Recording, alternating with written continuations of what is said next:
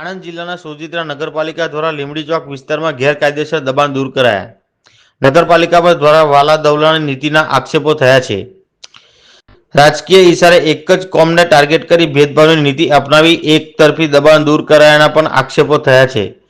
જે અનુસંધાને સોજિત્રા મામલતદાર સાહેબશ્રી અને ચીફ ઓફિસર સાહેબશ્રીને લેખિત અને મૌખિક રજૂઆત કરવા છતાં આજ દિન સુધી કોઈ નિકાલ ના આવતા સામાજિક આગેવાન સોહિલભાઈ ચિસ્તિયાની આગેવાનીમાં અને સોજિત્રાના પૂર્વ કાઉન્સિલર મહેબૂબભાઈ, ઇમરાનભાઈ તથા સલીમભાઈ તથા જે પણ લોકોના દબાણ દૂર કરાયા છે તે લોકો અને ગ્રામજનો દ્વારા મામલતદાર સાહેબશ્રીને લેખિત અને મૌખિક રજૂઆત કરવામાં આવી અને આણંદ જિલ્લા કલેક્ટર સાહેબશ્રી, ગુજરાત રાજ્ય મુખ્યમંત્રી સાહેબશ્રીને પણ નકલ રવાના કરવામાં આવી.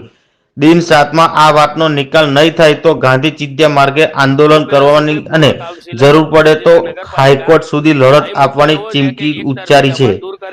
હવે જોવાનું રહ્યું કે સત્તાધીશ અધિકારીઓ સામે જવાબદાર અધિકારી શું પગલાં લેશે અને બાકી રહેલ દબાણ દૂર થશે કે કેમ. ફક્ત એક સાઈડ માપીને ગયા. જે આપણે વર્ષો પહેલા આ જગ્યા ઉપરની 50 વર્ષ જૂની એક નરાશ છે કોસ એ માપમાં આવેલું અને ત્યાંથી સામેની સાઈડ માપવાની વાત આવી એટલે ચીફ ઓફિસર શ્રી અને સિટી સર્વેન્ટ સાહેબ અહીંથી જગ્યા છોડી ભાગી ગયેલા અને માપેલું નહીં અને પછી એક તરફી કાર્યવાહી કરી આજે હંગામી કેબિનો હતા એ જગ્યા પર જે નડતર રૂપ નતા એને દૂર કરી અને સામે ઓટલા તોડીને ઘરે ગતા રહેલા છે, જેની અમે લડત આપવા માટે આજે જઈ રહ્યા છે.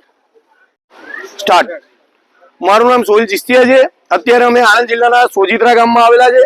સોજિત્રા નગરપાલિકાએ ગત તારીખ 20/6/2025 રોજ સોજિત્રા નગરપાલિકાની હદમાં આવેલા લીંબડી ચોક વિસ્તારની અંદર ગેરકાયદેસર દબાણો દૂર કરેલા હતા. તેનું અમે સમર્થન કરીએ છીએ, કેમ કે વિકાસના કાર્યો માટે દબાણો દૂર કરવામાં આવેલા હતા.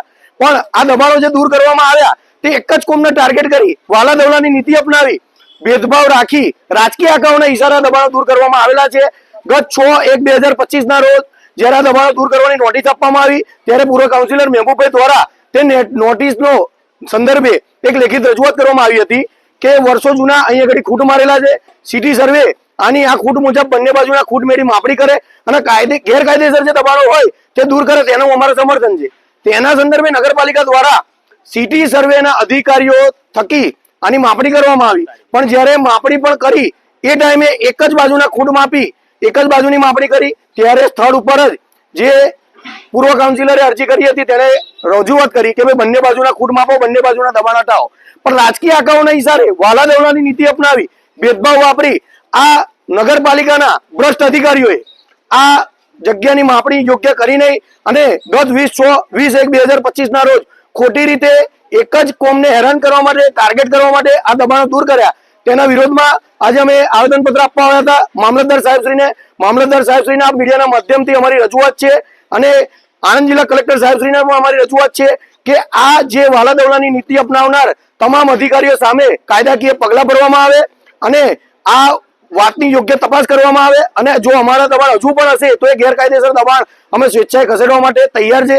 પણ એની સામે બીજા લોકોના પણ જે ગેરકાયદેસર દબાણ હોય તે દૂર કરવામાં આવે, એક જ કોમને ટાર્ગેટ કરવામાં ના આવે અને જો દિન 7માં આ વાતનો યોગ્ય નિકાલ કરવામાં નહીં આવે તો અમે ગાંધી ચિંધ્યા માર્ગે આંદોલન કરીશું અને જરૂર પડે તો હાઈકોર્ટ અને એથી વધારે જરૂર પડે તો સુપ્રીમ કોર્ટ સુધી લડત આવીશું. અસ્તુ. જય હિન્દ, જય ભારત.